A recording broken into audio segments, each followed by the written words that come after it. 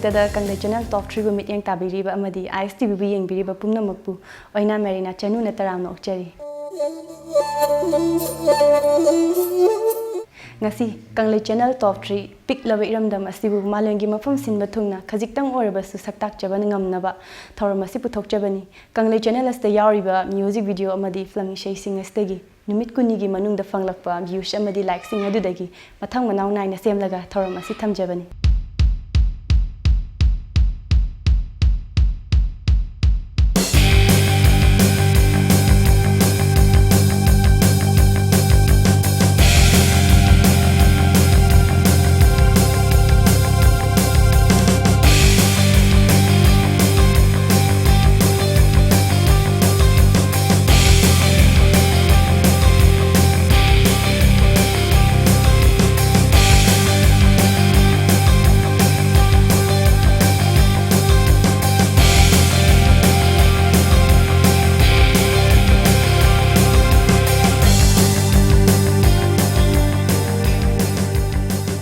ngasi top 3 ki tara taruk suba episode asida ahanba ani suba amadi ahum suba mafamda laribe isai adu mayamda khanghanjadringai gi mangoinana iramdam asida yamna nongna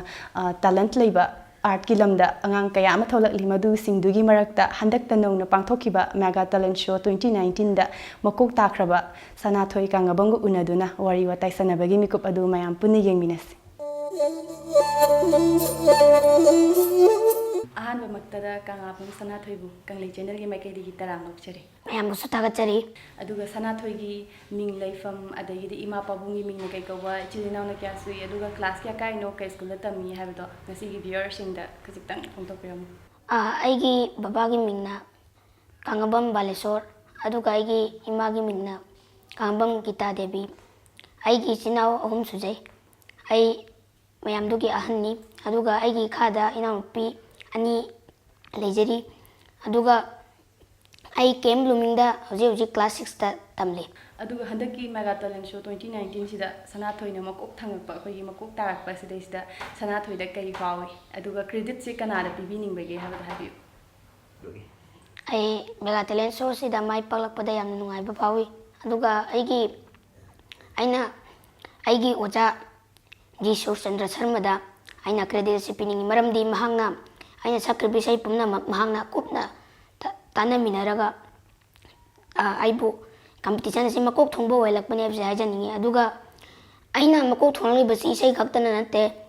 bot pibi bada akhoi gi imung manungna khakta piba nataba mayamna pibi rakpadagi ai mai pakpane abse hajaningi yam nungaijei Sanathoi na ne kwaidagi pamna sakpa isai ama koi kari isai no aduga isai do kanana sakpano oja kanai isai no haibado adumga haibiyo aduga isai do matik ama khatang kudol tawbiram ai kudol tamjarke ai gi isai si Mairan begi waribu aina kawi aduga masi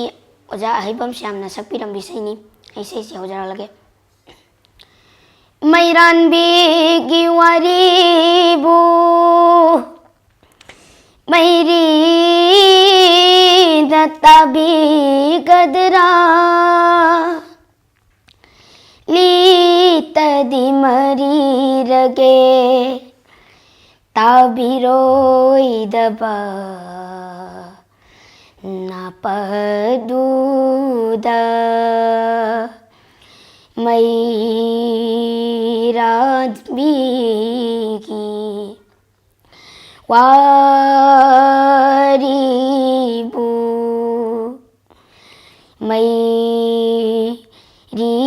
Mairina tabi gadara si ajar kalau sinjake aduga Sanathoi na ai isai se karam kandagi sakpa horai aduga isai sakpa sida oja naibam di leidana oja kanagi makhada saklakpano aduga ngasi Sanathoi na winner oiba mega talent show hari basi contest sida Sanathoi na saruk yari se kari karam wakhalde kanana hairaga yar saruk yarakibano habdo habiyo ai ahan bada khoi gi school gi teachers day da aina sahi mari khakta ngai ringai daina isai sakchai adudagi Thilam liba orchestra singduna aingonda isai tammu nang isai tambada haigani haibadaki aina ahanbada aigi ahan boja Chinadol Premila दा हाना चले अदुगा आइना इसै जी classical तमलगा आइना इसै से दुम तौरई अदुगा ओजासी नोंमा खनाव ngमदबदगी मपालोमदा थोकिबना आइना ओजाना ओजा जी सूरचंद्र शर्मादा नंग क्लासी चलो अदुगा आई हलगला कांदा इसै जी मखा चत सेरमबदगी आइना ओजा जी सूरचंद्र शर्मादा आइना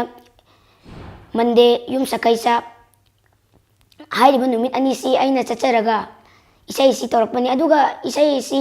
अखोइगी मनाकता लेबा याम्बा मगी मोबाइल दगी फेसबुक ते यौरमबदगी महांगना आइगोंदा हाइबिरक्तुना आइना इसै सी यावजरकपनी हाइना हाइनिंगी अदुको को सनाथोइना ngasi मेगा टैलेंट शो दा कोई ग्रैंड फाइनल नुमित सखिबा कोई कई एग्जाम हॉल हाइबा तपता जेंतना सकपा इशैदो अदु इशैदो मतेम तंग खुदोल तंबिरमो अदु अखोइ इशै सकपिरम तारगदो अखोइजु पेलनी अदु ngasi gi viewer singnaju अदुकी मति हाइदि नुमितु दा पेनबिबदा अदगेन पेनदुइनेबा अमुका हन्ना ता फंगबगिको मतेम तंग समबदि याम नुगाइनी मतेम तंग सकपिरमगो आई खुदोल तंबिरके करिनो ने तौदौरी से लुगदौरीदा करिनो ने इदौरी से सिन्नंग हौद्रेदा यपलक पल्लायुरी ओजान फाकी फत्तेदा अइखोइ कादा तारीबा ओजा कनासु इंगमनद्रे नो तौया हल्लोना मासुम चेक्सिन लैदो खोइसुम इदो लैदो परीक्षा हाइदोरकपदा फेल ओइबदि सोइदरे करिनो ने तौदौरी से लुगदौरीदा करिनो ने इदौरी से सिन्नंग हौद्रेदा यपलक पल्लायुरी ओजाना फाकी कॉलेज के कानिंद्रगा क्लास तोइना लेथोलगा इथा इरांग ताउरा लेखोना lyric पानिंग लुनुदना ngausinnaraga layuna exam hol manung asidana kolom maning chiklaga charido thumra paning dadri felni lairik paning lunudana ngausinnaraga layuna exam hol manung asidana kolom maning chiklaga charido thumra paning dadri felni नोइनगा हयेंग तौदौसे करिनो खनबद आइदी mummy इस वाखलदी आयौन खंजरी पोनी डॉक्टर दी सोइदना ओइदौरी पोनी ओजा खमयाम न कलहक्तना यंगसिनबीबगी वानी फेलता हन्निंग बै वानी नोइ डॉक्टर तमदौरीबा डॉक्टर गी मंगलीबा नोई डॉक्टर तमदौरीबा डॉक्टर गी मंगलीबा नोइनगा डॉक्टर ओइदुना थोकलक्लबा इचाई सुफौ येंगहल्लोय सिदौरा फौ येंगजरोय नोइनगा डॉक्टर ओइदुना थोकलक्लबा इचाई सुफौ येंगहल्लोय सिदौरा फौ येंगजरोय हो येंगबियु हाइदे हे हो जगे हाई रोय हे हो यंग जबी हाई दे हो यंग जगे हाई रोय सी सक्चर गलो सिंचरगे ngasi sanathoi isai achin kya ma kai thokpidona kanglei channel gi special guest oina lengbirakpagi damakta dokimatik hainingai leitana thagat phongduk chari loinana kanglei channel gi mai kai degi chamba lengya na khudol tamge ko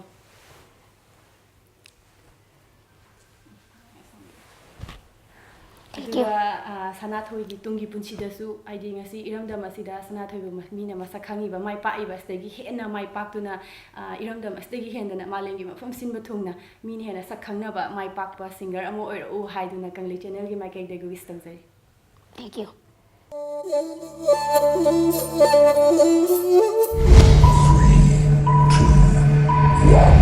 ngasi top 3 ki tara taruk suba episode asida ahanba maktada ahum suba mafamda lairibe isai adu mayamda khanganjage 81,384 views amadi 956 likes panglabi isai adudi sakmanaba mingolgi saktambu uriva mir mabunung shiva kangluva thamo mingolgi Ningolgi saktambu uriva mit mabu nungsiba khangluwa thamoi chakhalle thamoi se nangi saktamna imangda mamisami leplarabada chakhalle thamoi se nangi saktamna imangda mamisami leplarabada Ningolgi saktambu uriva mit mabu nungsiba khangluwa thamoi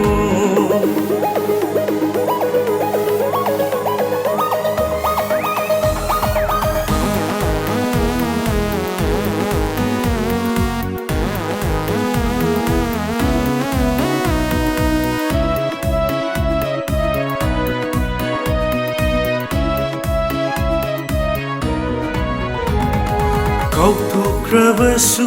magi mafamda aigi nungsiba Kauthukrabasu magi thamoina aigi saktam nangi saktam di tamko yade khanglagi khalle thamoida maicha nangi saktam di tamko yade khanglagi khalle thamoida maicha oirare ngasidi maichakse nangi nungsi khudo oirare ngasidi maichakse nangi nungsi khudo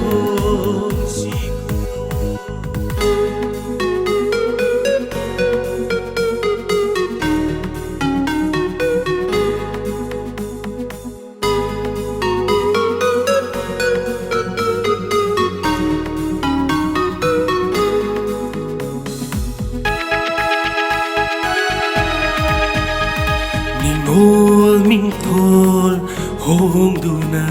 luhong fanda phong li ngay mirot oi ki di nanakta leina Hoki ba thodok na imang da lep lei khom say thang mangam ki de Hoki ba thodok na imang da lep lei khom say thang mangam ki de Ningolgi saktambu uriva mit mabu nungsiba khangluwa thamoi chakhalle thamoi se nangi saktamna imangda mamisami leplarabada chakhalle thamoi se nangi saktamna imangda mamisami leplarabada Ningolgi saktambu uriva mit mabu nungsiba khangluwa thamoi Isai asigi producer na ingo uyal na oibiri film ba mangang na saisakliba isai asida matau leibi sweetie thoiba sanathoi amadi brother gopal na maruiba saktam langbiduna MJ kulakpam na direction pibiri Isai asigi matangda matau leibi sweetie amadi brother gopal unaduna isai asi matau karam na kamdongna mai pakna puthokibano haibudigi matangda wari watai sanabagi mikup amatang mayam puni yengminase ahanba maktada brother gopal bu Kanglei channel gi maikadegi taram nokchai Kanglei cinema so ya me thagatse akoi MF Film Production banner gi makhada puthokpikiba sakmanaba hariba music video album asina mai paklakpa matamda brother gopal kari phawbage habado phongdokpi isadi yamna nungaiba ma phawi first time jo oibane mai pa adegi ai khangjaningisna ko brother gopal na khoi gi isai ase khoi number matamda sigi manung isai si number manungda thengna kiba awan nungai sing hai tare go khasiktang phongdok piramo aduduga crew members sing aduga viewers sing da kai karama thagat wai phongdok ningbage habada khara thambiram ai gi isai se aham oibani na shooting to matum ri yam taweba amonda ju yam aw ma oiba aham oibani aduga akoi producer jina jo oida yamna kai support obiba akoi director jina jo aduga crew members sing jo on support obiba aham oibani na ko kadai de soi re kai de soi yam kan yengjanbe aduga top 3 chalakpaje si je babu singna koi support obiba ko aham boizer so adu ꯚꯤꯌꯔꯁꯤꯡꯕꯨ ꯑꯩꯅ ꯍꯥꯏꯅꯤꯡꯉꯥꯏ ꯂꯩꯇꯅ ꯊꯥꯒꯠꯆꯔꯤ ꯑꯩꯈꯣꯏꯕꯨ ꯅꯨꯡꯁꯤꯕꯒꯤꯗꯃꯛꯇ ꯌꯥꯝ ꯅꯨꯡꯉꯥꯏꯖꯩ ꯉꯁꯤ ꯕ꯭ꯔꯖꯒꯣꯄꯥꯜꯅ ꯏꯁꯥꯒꯤ ꯑꯆꯤꯟꯕ ꯀꯌꯥ ꯑꯃ ꯀꯥꯏꯊꯣꯛꯄꯤꯗꯨꯅ ꯀꯪꯂꯩ ꯆꯦꯅꯦꯜꯒꯤ ꯁ꯭ꯇꯨꯗꯤꯑꯣꯗ ꯂꯦꯡꯕꯤꯔꯛꯇꯨꯅ ꯉꯁꯤ ꯑꯩꯈꯣꯏꯒꯤ ꯁꯤꯒꯨꯝꯂꯕ ꯊꯧꯔꯝ ꯑꯁꯤꯕꯨ ꯃꯥꯏ ꯄꯥꯛꯍꯟꯕꯤꯕ ꯃꯄꯨꯡ ꯐꯥꯍꯟꯕꯤꯕꯒꯤꯗꯃꯛꯇ ꯑꯆꯪꯕ ꯂꯦꯡꯌꯥꯟ ꯑꯃ ꯈꯨꯗꯣꯜ ꯇꯝꯖꯒꯦ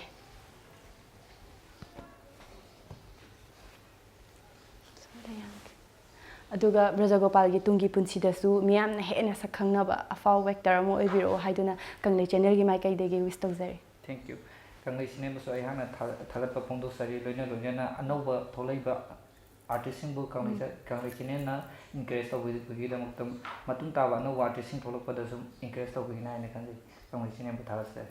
ꯑꯍꯥꯟꯕꯃꯛꯇꯗ ꯃꯇꯧ ꯂꯩꯕꯤꯕꯨ ꯀꯪꯂꯩ ꯆꯦꯅꯦꯜꯒꯤ ꯃꯥꯏꯀꯩꯗꯒꯤ ꯇꯔꯥꯝꯅ ꯑꯣꯛꯆꯔꯤ ꯊꯥꯒꯠꯆꯕ ꯐꯣꯡꯗꯣꯛꯆꯔꯤ ꯃꯇꯧ ꯂꯩꯕꯤꯅ ꯁꯛꯇꯝ ꯂꯥꯡꯕꯤꯈꯤꯕ ꯃ꯭ꯌꯨꯖꯤꯛ ꯚꯤꯗꯤꯑꯣ ꯑꯦꯜꯕꯝ ꯑꯁꯤꯅ ꯉꯁꯤ ꯀꯪꯂꯩ ꯆꯦꯅꯦꯜ ꯇꯣꯞ 3ꯒꯤ ꯃꯅꯨꯡꯗ ꯇꯣꯞ 3 ꯆꯠꯂꯛꯄ ꯑꯁꯤꯗ ꯏꯁꯥꯗ ꯀꯩ ꯐꯥꯎꯕꯒꯦ ꯍꯥꯏꯕꯗꯨ ꯐꯣꯡꯗꯣꯛꯄꯤꯌꯨ ꯌꯥꯝ ꯍꯔꯥꯎꯕ ꯐꯥꯎꯋꯦ ꯑꯗꯨꯒ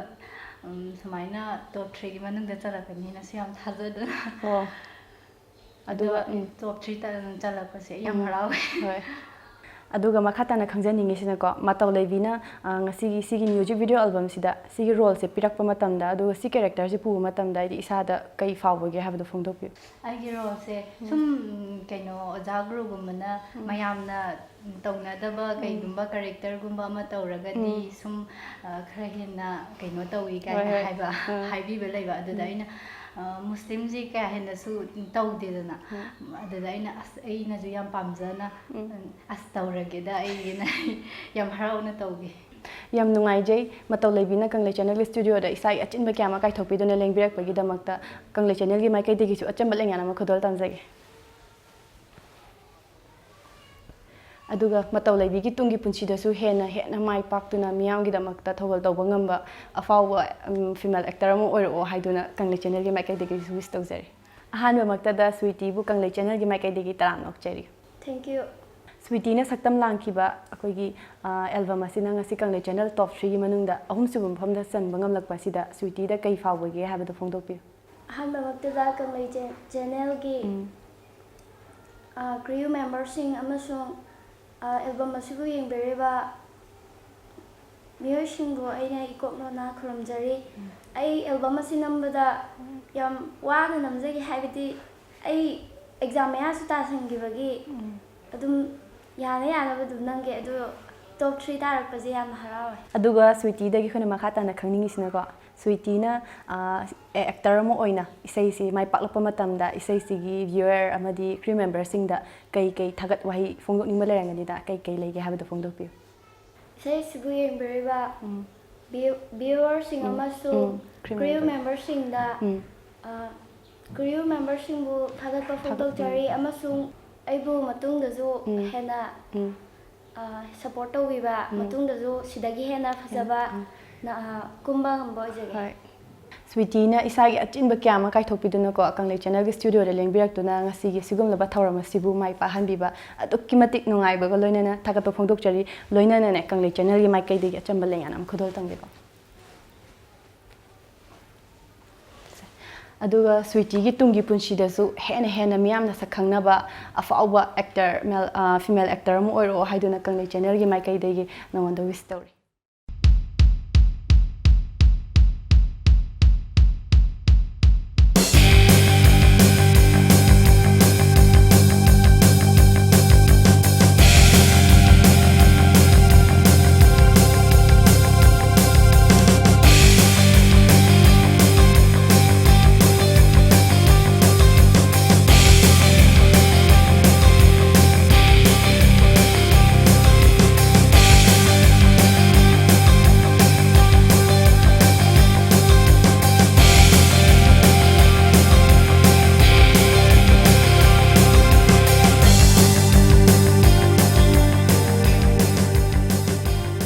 ꯃꯈꯥ ꯆꯠꯊꯖꯔꯛꯄ ꯑꯣꯏꯅ ꯑꯅꯤꯁꯨꯕ ꯃꯐꯝꯗ ꯂꯩꯔꯤꯕ ꯏꯁꯩ ꯑꯗꯨ ꯃꯌꯥꯝꯗ ꯑꯃꯨꯛ ꯈꯪꯍꯟꯖꯒꯦ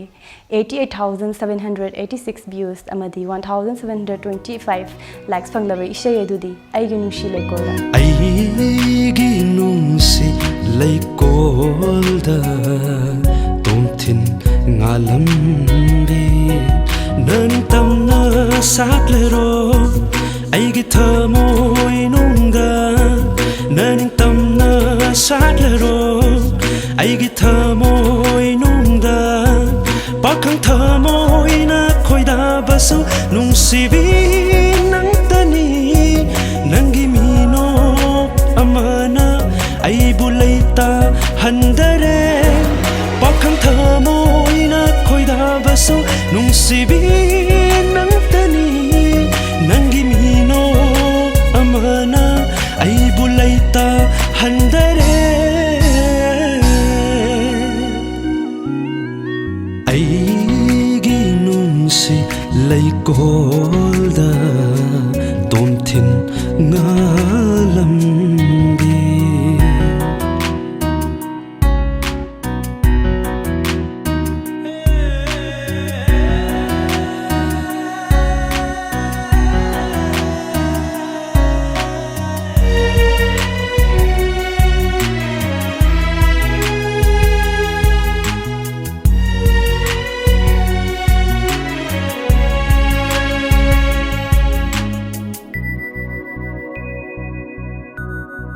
Ningkai hallo atia nungsi minok tuna thamoi aigi mai chakse mutna nawa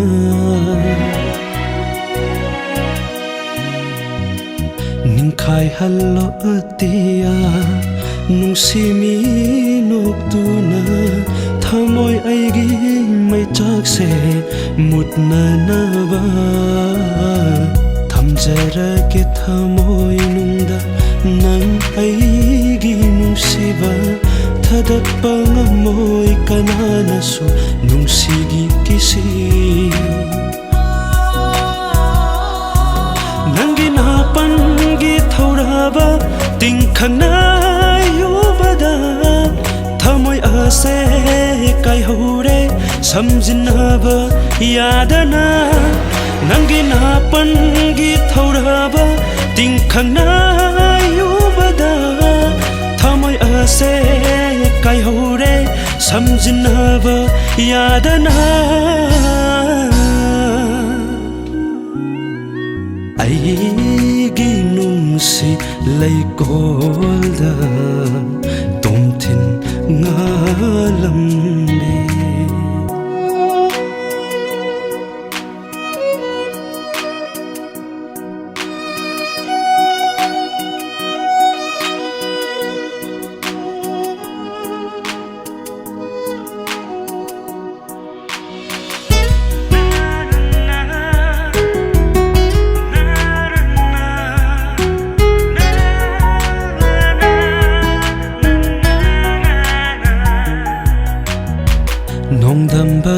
Tambiramba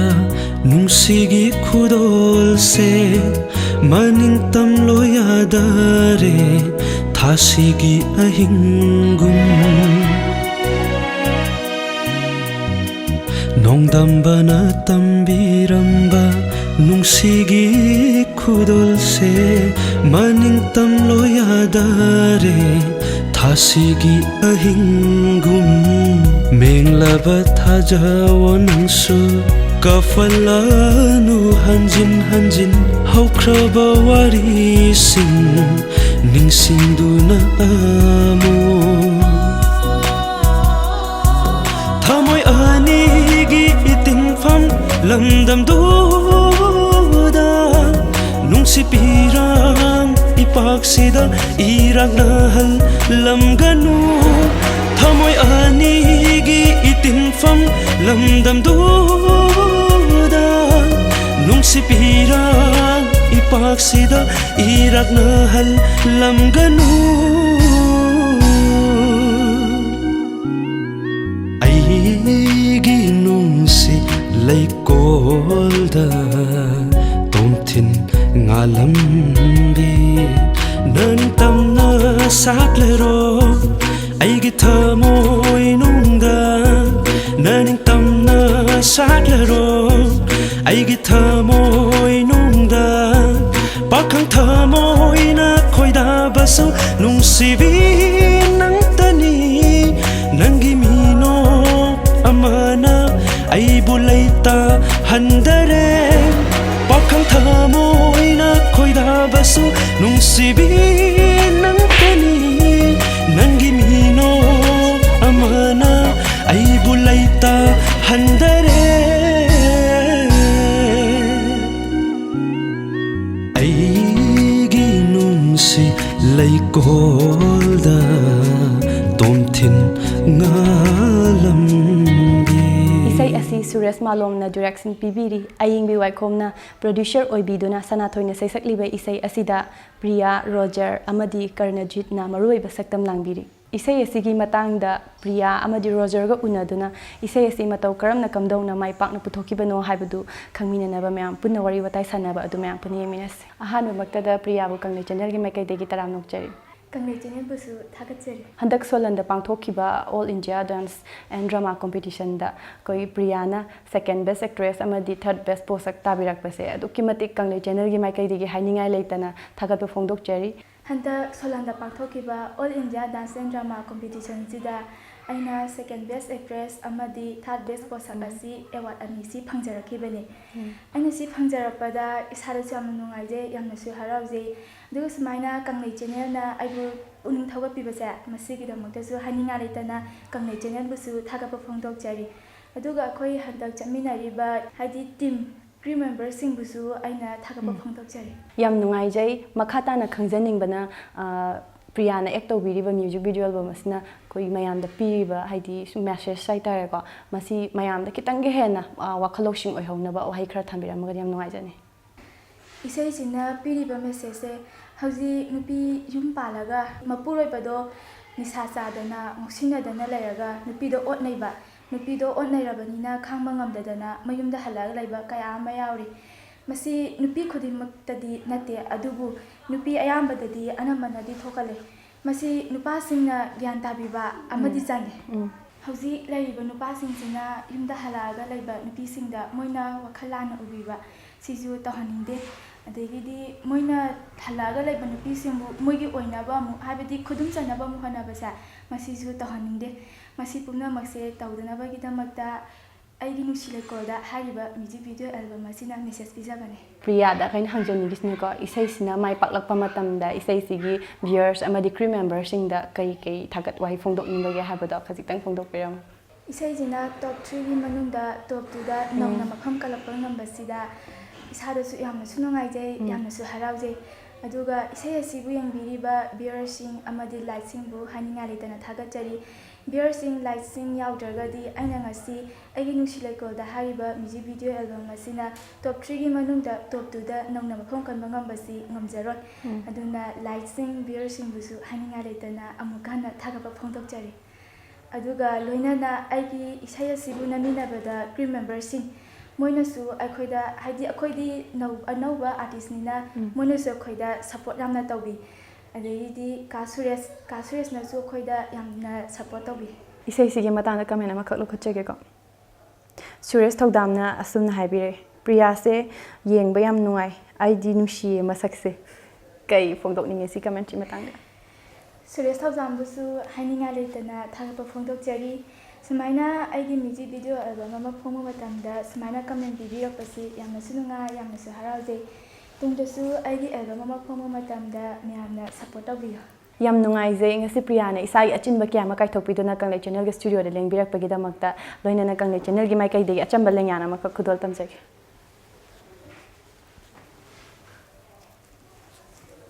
aduga Priya gi tungi punsidasu hena mai pakpa ngasi mai paklist gi hena mai pakpa haidi malangi mafam sinba thungna miyam hena sakhangnaba afawba female actor mo oirsanu haiduna Kanglei channel gi mai kai degi su wish tawjari Kanglei channel busu haninga letana thagachari tungdasu afaba miyamni seba matam sana tawba ngamba channel ama oibiro Roger bu Kanglei channel gi mai kai degi taram nokchari Suresh Malom gi lamjing lamtak makhada puthokpi kiba aigi nushi lekolda hariba music video album sina ngasi Kanglei channel top 3 gi top 2 da chalakpa sida Roger na actor mo oina isada kai fauge habada phongtokpi sigi aigi nushi lekolda hariba music video sina top 3 gi manungda top 2 chalakpase ai yam nungai aduga kai haini kamai haidino khangje isai jai di sumaina top 2 da kana habja ga thaja deba yam nungai jai aduga isai sina mai paklakpada ko isai sigi crew member amadi isai sigi fan singda thagat wahai khatang thambiramagadi yam nungai ni hoi aigi du kitang phongkok sage adudi akhoju artist anoba horokpada ngai banina miyana support khara tawbiyo miyana support tawbidraba du kisu kana dre khodi kamai haidu ai wanga mu hai tawa adu hai tawa na kitang mayam na akhoi tawu matam da kitang yin aduga support tawiyo adi support tawiyo ha na tan upare tre ai mathang ta ju phajana soidana ba kona jarage aduga mayam na soi ba haibirak podu ju yam nungai jai aduga kasu restu ju mayam nusibiyo 마주 direction 비브데 mayam jang wara mayam jeng da khoja haite haitawni na mayam ma khongthang mi eng na eng haina hona bde yang wai do khoju khona jarage do mayam ju tang support tawiyo ai na yam nungai jai ngasi roger na isa achin ba kyama kai thok pidona Kanglei channel studio de leng birak to na ngasi ekoi gi Kanglei channel gi thorom stage da mapung phan bi bagit amakta loina na Kanglei channel gi mai kai di gi yam na chamba lengyana mak khudol tamjek sunda ko loina na Kanglei channel gi mai kai da gi ko roger gi tungi punchi da su actor oining bagi het haidi film gi lambi si da dum chatning bagi kano lai bani na ko hena chatuna miyam gi damak da thawal tawba ngambo oibiyo aduga miyam na yana ba ko haidi miyam na pami ba mo ong si da miyam gi haidi film ai singa tang roju kano tawde potha ja doi ni da ada hena miyam gi thawal tawba ngambo oibiyo haiduna Kanglei channel gi mai kai di wish tawje Hojik ahum suba amadi ani shuba mafamda laibe isai adu mayamda khanganjakrabagi matungda ahanba mafamda laibe isai adu khanganjadringegi mangoinana mayam ngaihaktang puna pothamina kisi Iramdam Kanglei Pak Manipur asida ahanba oina Iramdam asida khundamina riba yalhaumi furup singi ina lainingga mari leinaba thainadagi chatnaraklaba lairaklaba potsak potlam sing Samna hairabada iramdam asiga sagona duna laklaba sangai siroi lili nongin pena thangta sagol kangjai imoinu khamba thoibigi mitam sing ibudo pakhangmagi pafal loina na salai taret ki amadi khamen chatpagi lengyan amadi chingmi singi oiba maru oiba mitam sing amasung chingmi ichil inaw singi phazaraba fi amadi lengyan makhal suna lining solution handicraft store da fangbiragani loina na thoram kayada khudol oina piba yaraba acrylic brass aluminium wood amadi epoxy na saba memento sing keychain badge sticker calendar screen printing wall hanging resin photo framing T-shirt printing asina chingba kaya ama sabagi khudong chaba leiba lining solution ni ngasi maglengsin birau aikhoigi address Wangkhai Tokpam Leikai Singjamei Kongba Road Imphal East Manipur 9862758272 da call tobirau loina na aikhoigi Facebook page lining solution da like tobiduna aikhoigi anau ba puthorapa potlam sing yengbiyu amasung apamba order tobiyu Mayambu amuka hana taram no okchari ngasi Kanglei channel top 3 gi tara taruk shube episode asida mayam na ngasai degi khawrang na ngaina duna leiriba ahanba mafam da kalibe isai adu mayam da khangan jerake 2,05,465 views amadi 3,451 likes hanglaba isai adudi iral dudi kainarasi haire dusu yazarage Yelaklano haire dusu yechararu kainarasi haire dusu yazarage Yelaklano haire dusu yechararu Iraldo de sena haibiramu Iraldo de sena tapiramu Iraldo de sena haibiramu Iraldo de sena tapiramu Kamoy se temjin jahange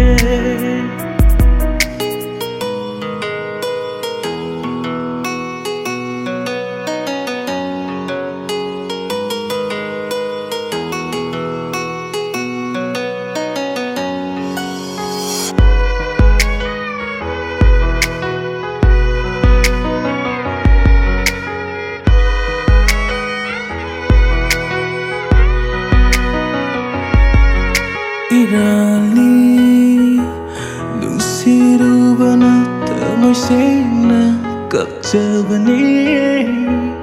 lona kana khanghanda Irali nusirubana tamoisena kapchabani lona kana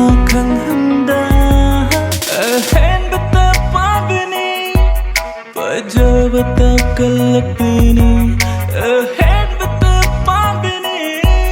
fajabata kalakpini kangjabana kangkore bai chak se ka kangudabana kangkore bai chak se ka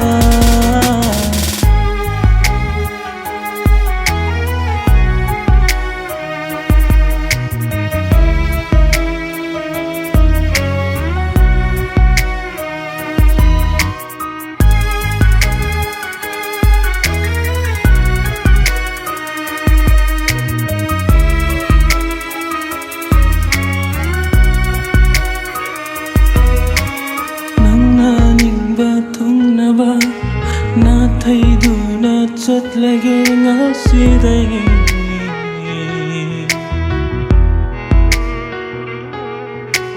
halere saktam se nusi nangi mit mang sida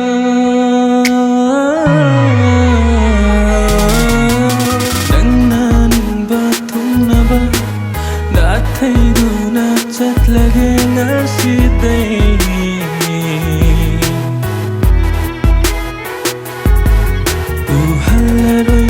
tâm se nung si langi mit man sida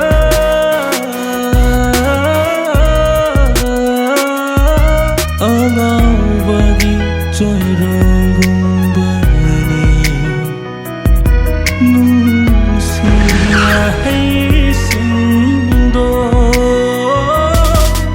irado de sena hai biramu irado de sena irado de sena hai viramu irado de sena ta viramu kamoy se tem jinja hoge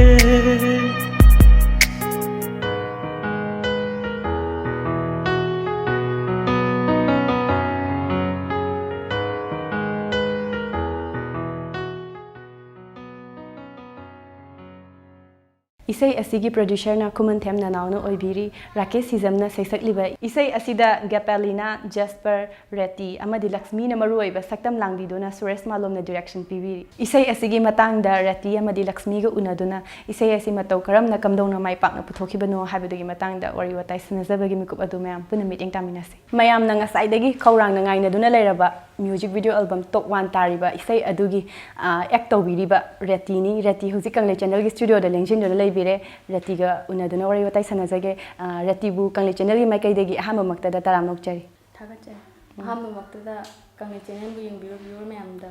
Retina of the Mekong Kunjay. Yam Nungai, Retina, Kogi Acto Wikiba, music video album, Manangasi Kanglei Channel, top 3 Manungsida, quite the Ihan, but top 1 Tarak Pasida, Reti, the Kay Fauge, Habado, and Sigi viewers in the Kazakh Tambiram. Nazi top 3 Mango, top 1 Tarak, say, had Nungai of Power. Right. Mayamasu, Nushibidana, Hanba Acto. October, Yam Nushidana, top 1 Tarak. Or is mine, Yam support of it. Yam Nungai, I don't go and assume Tobo Mayam, we shall have a boy, Yam should be booming toward Pio. Makatana Kanzaning is in a go.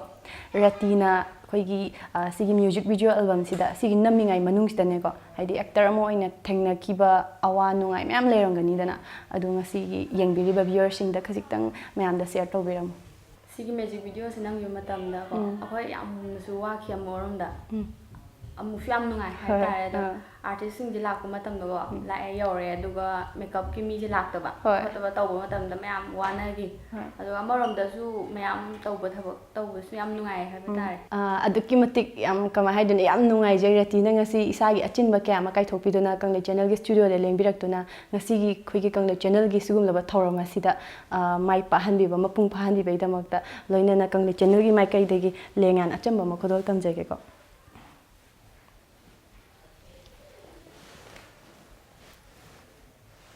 aduga reti gi tungi punchi da su haidi adum tung ko ina miyam gi thogal toge khali bani na ko hena hena mai paktuna miyam na pamna ba artist amo oibio haiduna Kanglei Channel gi mai kai degi reti do sto chari thaga chari Kanglei Channel bu tungi punchi da su hena hena togo ngamba oibio haijai ahan makta da Lakshmi bu Kanglei Channel gi mai kai degi taram nok chari Kanglei Channel bu so ꯍꯥꯏꯅ ꯈꯨꯔꯨꯝꯖꯔꯤ ꯌꯥꯝ ꯅꯨꯡꯉꯥꯏꯖꯩ ꯑꯗꯨꯒ ꯂꯛꯁꯃꯤꯅ ꯑꯦꯛ ꯇꯧꯕꯤꯈꯤꯕ music video ꯑꯦꯜꯕꯝꯗꯨꯅ ꯉꯁꯤ ꯀꯪꯂꯩ channel ꯇꯣꯞ 3ꯒꯤ ꯃꯅꯨꯡꯗ ꯇꯣꯞ 1 ꯆꯠꯂꯛꯄꯁꯤꯗ actor ꯑꯃ ꯑꯣꯏꯅ ꯏꯁꯥꯗ ꯀꯩ ꯐꯥꯎꯕꯒꯦ ꯍꯥꯏꯕꯗꯣ ꯐꯣꯡꯗꯣꯛꯄꯤꯌꯨ ꯑꯦꯛꯇꯔ ꯑꯃ ꯑꯣꯏꯅ ꯃꯥꯏ ꯄꯥꯛꯂꯛꯄ ꯍꯥꯏꯕꯁꯦ ꯃꯁꯥꯅ ꯑꯗꯨꯝ ꯍꯔꯥꯎꯐꯝ ꯊꯣꯛꯑꯕꯅꯦ ꯍꯔꯥꯎꯋꯦ ꯍꯥꯏꯕꯁꯤꯅ ꯑꯩꯒꯤꯗꯤ ꯈ꯭ꯋꯥꯏꯗꯒꯤ ꯑꯄꯦꯟꯕ ꯋꯥꯍꯩ ꯑꯣꯏꯅ ꯑꯣꯏꯔꯦꯕ ꯍꯔꯥꯎꯕꯒꯤ ꯉꯝꯈꯩ ꯂꯩꯇꯔꯦ ꯌꯥꯝ ꯍꯔꯥꯎꯖꯔꯦ ꯌꯥꯝ ꯅꯨꯡꯉꯥꯏꯖꯩ ꯃꯈꯥ ꯇꯥꯅ ꯈꯪꯖꯅꯤꯡꯕꯅꯀꯣ ꯏꯁꯩꯁꯦ ꯅꯝꯕ ꯃꯇꯝꯗ ꯍꯥꯏꯗꯤ ꯁꯨꯝ ꯏꯁꯩ ꯅꯝꯕ ꯍꯥꯏꯁꯤꯅꯕꯨ ꯂꯣꯏꯅꯃꯛ ꯅꯨꯡꯉꯥꯏꯕꯗꯤ ꯑꯣꯏꯗꯦꯅ ꯍꯥꯏꯗꯤ ꯊꯦꯡꯅꯈꯤꯕ ꯑꯋꯥꯕ ꯑꯣꯏꯔꯁꯨ ꯅꯨꯡꯉꯥꯏꯕ ꯑꯣꯏꯔꯁꯨ ꯁꯨꯝ ꯃꯌꯥꯝꯗ ꯈꯤꯇꯪ ꯁꯦꯌꯔ ꯇꯧꯕꯤꯌꯨ ꯊꯦꯡꯅꯈꯤꯕ ꯑꯋꯥ ꯅꯨꯡꯉꯥꯏ ꯍꯥꯏꯔꯗꯤ ꯅꯨꯡꯉꯥꯏꯕꯒꯤ ꯅꯨꯡꯉꯥꯏꯕ ꯉꯥꯛꯇ ꯉꯥꯏꯔꯦ ꯏꯁꯩꯁꯦ ꯅꯝꯕꯗ ꯏꯁꯩꯁꯦ ꯅꯝꯕꯗ ꯑꯗꯨꯝ ꯊꯣꯏꯅ ꯋꯥꯕ ꯌꯥꯎꯈꯤꯗ꯭ರೆ ꯑꯗꯨꯝ ꯑꯣꯖꯥꯅ ꯏꯁꯩꯁꯦ ꯑꯍꯥꯟꯕ ꯑꯣꯏꯗꯣꯏꯔꯥ ꯏꯁꯩꯁꯦ ꯑꯩꯒꯤꯗꯤ ꯑꯦꯛ ꯇꯧꯕꯁꯦ ꯑꯅꯤꯗꯤ ꯑꯣꯏꯕ ꯑꯗꯨꯒ ꯀꯩꯅꯣ ꯔꯣꯜꯁꯦ ꯌꯥꯝ ꯄꯤꯛꯄꯗꯤ ꯑꯣꯏꯕ ꯑꯣꯀꯦ ꯑꯗꯨ ꯑꯣꯏꯔꯁꯨ ꯑꯅꯤꯔꯛ ꯁꯨꯕ ꯑꯣꯏꯗꯣꯏꯅꯦꯕ ꯁꯤꯁꯤꯅ ꯑꯗꯨ ꯑꯣꯏꯔꯁꯨ ꯑꯗꯨꯝ ꯍꯥꯏꯗꯤ ꯌꯥꯝ ꯀꯟꯅ ꯋꯥꯈꯤꯗꯕꯤꯗ ꯑꯗꯨꯝ ꯅꯨꯡꯉꯥꯏꯅ ꯑꯗꯨꯝ ꯄꯥꯝꯖꯕꯒꯤꯔ ꯀꯩꯔꯥ ꯅꯨꯡꯉꯥꯏꯅ ꯑꯗꯨꯝ ꯅꯝꯈꯔꯦ ꯍꯣꯏ ꯑꯗꯨ ꯍꯥꯏꯗꯤ ꯑꯗꯨꯝ ꯍꯥꯏꯗꯤ ꯅꯝꯕꯁꯦ ꯑꯍꯥꯟꯕ ꯑꯅꯤꯔꯛ ꯁꯨꯕ ꯑꯗꯨꯝ ꯍꯥꯏꯗꯤ ꯈꯤꯇꯪ ꯍꯥꯏꯗꯤ ꯅꯝꯕꯗ ꯇꯥꯗꯕꯒꯨꯝꯕ ꯀꯃꯥꯏꯅ ꯂꯩꯗꯅ ꯑꯗꯨꯒꯨꯝꯕꯒꯤ ꯋꯥꯕꯒꯤ ꯌꯥꯝ ꯀꯟꯅ ꯍꯥꯏꯗꯤ ꯈꯨꯠꯂꯣꯏꯗꯕꯒꯤ ꯑꯦꯛ ꯇꯧꯕꯗ ꯀꯦꯃꯦꯔꯥ ꯃꯥꯡ ꯆꯪꯕꯒꯤ ꯑꯗꯨꯒꯨꯝꯕꯒꯤ ꯂꯩꯈꯤꯕ꯭ꯔꯥ ꯀꯃꯥꯏꯅ ꯇꯧꯋꯤ ꯑꯗꯨꯗꯤ ꯀꯌꯥꯗꯤ ꯂꯩꯈꯤꯗ꯭ꯔꯦ ꯑꯗꯨꯝ ꯑꯣꯀꯦ ꯑꯗꯨꯝ ꯀꯝꯐꯣꯔꯇꯦꯕꯜ ꯑꯣꯏꯈ꯭ꯔꯦꯕ ꯌꯥꯝ ꯅꯨꯡꯉꯥꯏꯖꯩ ꯉꯁꯤ ꯂꯛꯁꯃꯤꯅ ꯏꯁꯥꯒꯤ ꯑꯆꯤꯟꯕ ꯀꯌా ꯑꯃ ꯀꯥꯏꯊꯣꯛꯄꯤꯗꯨꯅ ꯀꯪꯂꯩ ꯆꯦꯅꯦꯜꯒꯤ ꯁ꯭ꯇꯨꯗꯤꯑꯣꯗ ꯂꯦꯡꯕꯤꯔꯛꯇꯨꯅ ꯉꯁꯤ ꯑꯁꯤꯒꯨꯝꯕ ꯊꯧꯔꯝ ꯑꯁꯤꯕꯨ ꯃꯥꯏ ꯄꯥꯛꯍꯟꯕꯤꯕ ꯂꯣꯏꯅꯅ ꯀꯪꯂꯩ ꯆꯦꯅꯦꯜꯒꯤ ꯃꯥꯏꯀꯩꯗꯒꯤ ꯑꯆꯝꯕ ꯂꯦꯡꯌꯥꯟ ꯑꯃ ꯈꯨꯗꯣꯜ ꯇꯝꯖꯒꯦ ꯑꯗꯨꯒ ꯂꯛꯁꯃꯤꯒꯤ ꯇꯨꯡꯒꯤ ꯄꯨꯟꯁꯤꯗꯁꯨ ꯍꯦꯟꯅ ꯃꯤꯌꯥꯝꯒꯤ ꯊꯧꯒꯜ ꯇꯧꯕ ꯉꯝꯕ ꯑꯣꯏꯕ ꯑꯩꯈꯣꯏꯒꯤ ꯃꯤꯌꯥꯝꯅ ꯍꯦꯟꯅ ꯈꯪꯅꯕ ꯑꯦꯛꯇꯔ ꯑꯃ ꯑꯣꯏꯕꯤꯌꯣ ꯍꯥꯏꯗꯨꯅ ꯀꯪꯂꯩ ꯆꯦꯅꯦꯜꯒꯤ ꯃꯥꯏꯀꯩꯗꯒꯤ ꯋꯤꯁ ꯇꯧꯖꯔꯤ ꯀꯪꯂꯩ ꯆꯦꯅꯦꯜꯕꯨꯁꯨ ꯍꯦꯟꯅ ꯃꯥꯏ ꯄꯥꯛꯄ ꯃꯌꯥꯝꯒꯤ ꯁꯦꯕꯥ ꯇꯧꯕ ꯉꯝꯕ ꯑꯣꯏꯕꯤꯌꯣ ꯍꯥꯏꯅ ꯂꯛꯁꯃꯤ ꯑꯩꯍꯥꯛꯀꯤ ꯃꯥꯏꯀꯩꯗꯒꯤ ꯊꯥꯒꯠꯄ ꯐꯣꯡꯗꯣꯛꯆꯔꯤ ꯑꯃꯗꯤ ꯈꯨꯔꯨꯝꯖꯔꯤ